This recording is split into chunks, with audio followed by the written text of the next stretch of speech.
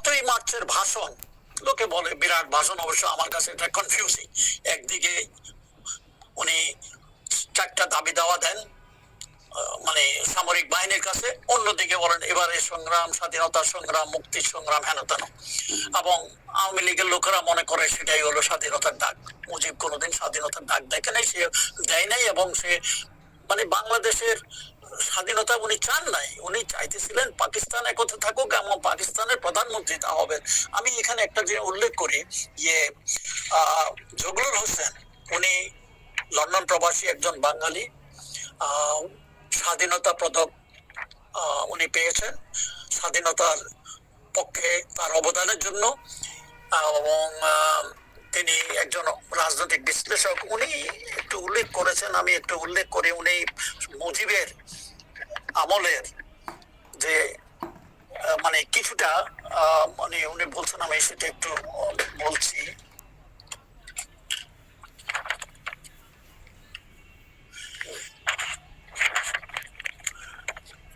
মুজিবের পক্ষে দীর্ঘকাল আওয়ামী ভারতীয় প্রতারণা ও 15 বছর ধরে বাংলাদেশ তার মূর্তি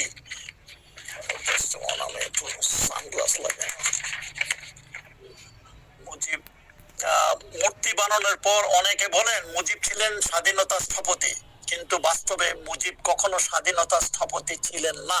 এটা আমার কথা না, এগুলো হলো জগলুল হোসেনের কথা। মুজিব কখনো স্বাধীনতা ঘোষণা করেননি বা চাননি।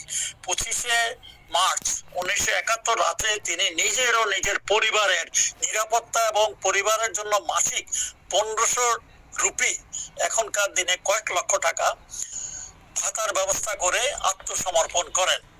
বিদ্রোহ দমনের পর তাকে প্রধানমন্ত্রী করা হবে, ইয়াহিয়ার এই আশ্বাসে তিনি ইয়াহিয়ার সঙ্গে সহযোগিতা করেন।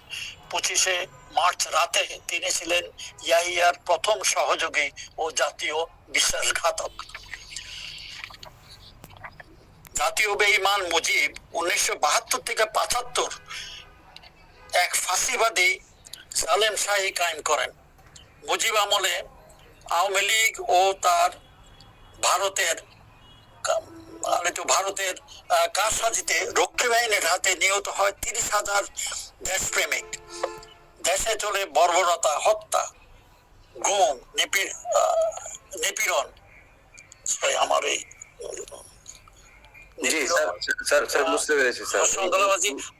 আইনজীবী দুর্নীতি, অনেক কিছু উনি এখন সেখানে সবকিছু উনি বলেন নাই। এর মধ্যে আরো আছে 30,000 দেশপ্রেমিত খুন করেছে রক্ষী বাহিনী দিয়ে, ইনক্লুডিং সিরাজ শিকদার। 62,000 জেলের ভিতরে ঢুকিয়ে দিয়েছে। Anybody not toeing Awami line, Mujib line, মুজিবের কথা, তাকে জেলের ভিতরে ঢুকিয়ে দিচ্ছে। এদের মধ্যে কাউকে পাওয়া গেছে, কাউকে আর কোনোদিন পাওয়া যায় নাই।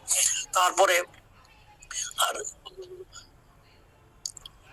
এমার্জেন্সি ডিক্লেয়ার করলো, আই থিঙ্ক 74-এ এমার্জেন্সি ডিক্লেয়ার করে মানুষের বাক স্বাধীনতা সব বন্ধ করে, পলিটিক্স বন্ধ করে দেওয়া হলো। মানুষের মানে fundamental rights has been suspended. তারপরে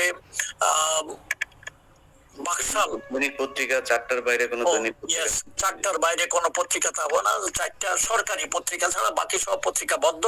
এগুলো সব বন্ধ করতে করে 4র্থ সংশোধনীর মাধ্যমে মানে তিনি নিজেকে জাতির পিতা বানালেন। তারপরে আর এই বাকশাল এসব সব 4র্থ মাধ্যমে অনেক কিছু আছে, এখন ডিটেল আমি ওসব যেতে চাই না।